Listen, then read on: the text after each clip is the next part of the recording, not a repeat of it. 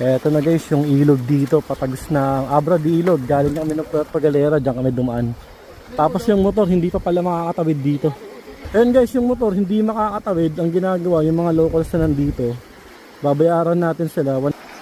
Yun, ayan, buhat-buhat nila. Lapit. Ganyan pala ginagawa nila dito. Medyo mahaba din to yung tinatawid dito. Ayun, nandun na sila. Buti may mga locals na ganyan yung trip nila dito.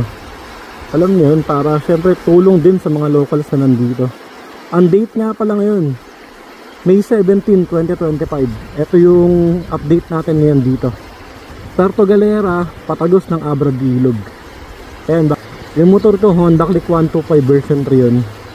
Tapos ito kay Ronald, Yamaha Mio Salty.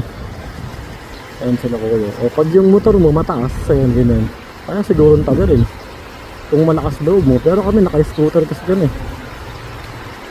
Ito yung motor nito yung Yamaha ano. Nakalimutan ko anong brandang Yamaha to. Ayan, lalim nga. Ayan guys, oh. Hindi kaya lang scooter. Oo, malalim nga. Mababasa talaga. Pero kaya ng ganyang motor, oh.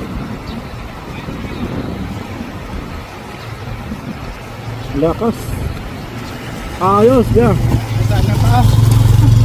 Ayun, no.